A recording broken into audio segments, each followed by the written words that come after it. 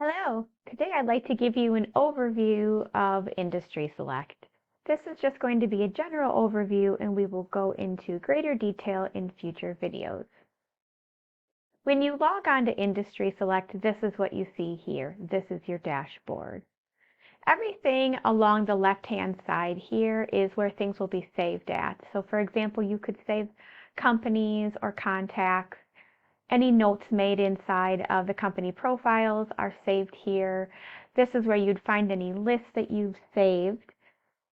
You can also get alerts when company profiles have been updated and access your account. You can also access your account up here along the top right-hand corner, as well as offer feedback, sign up for future training sessions, tech support. This will bring you to our blog, and new features will lay out all the new features that have been added to IndustrySelect. I just like to say that all the new features that are added to IndustrySelect are added based off of the feedback of our users. So if you do have suggestions, please submit them to feedback.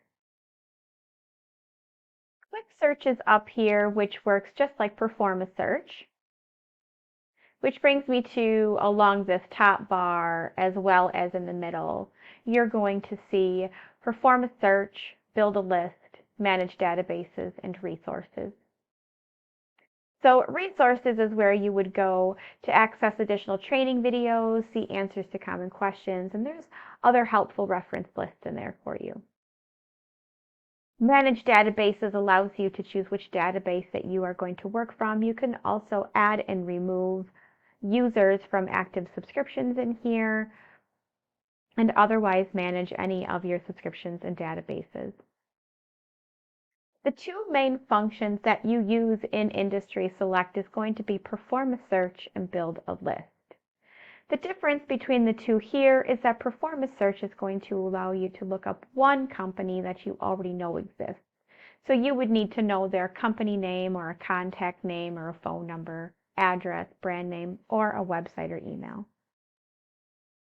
As where Build a List is where you would enter in your own criteria to bring back a list of companies. You work through the filters along the left-hand side, and then you just add in your criteria as you go through them. As you add on criteria, you will see the company count change up here on the top right-hand corner.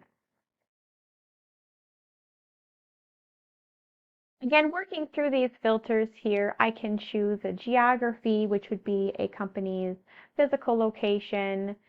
On industry, I can target companies based off of their lines of business. I can do this using SIC code or NAICS code or business classification or business description. Size would allow me to target companies based off of their size.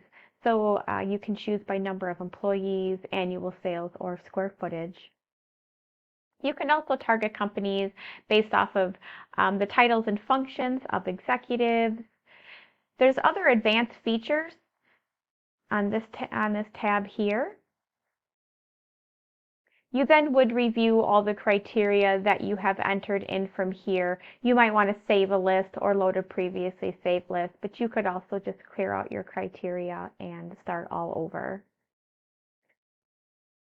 The list results are going to be found under View List, and when this initial list shows up here, you can sort by any of these headers to help you work through a list easier. From here, you just click on the company name, which will open up that profile, and that's where you would likely do most of your work from. On the exportable versions, you would be able to export this information. You can either import it into any of the things that we currently directly integrate with, like HubSpot and Salesforce and Google My Maps. You could also export all the information onto a spreadsheet or print address labels or print out the company profiles as well. Again, we do go into greater detail in future videos on the Build a List portion. Back on the dashboard real quickly, you'll see here any news that you might need to know about. You can clear them out by clicking on the X here. And we will also alert you if you ever have any database subscriptions that are coming due. We do not auto-renew for IndustrySelect, so we do give you some warnings here to let you know if your database is going to be expiring. There's so much more to cover, and we definitely are going into greater detail in future videos, so look for those. If you do have questions, feel free to reach out to tech@mni.net. Thank you so much for your time.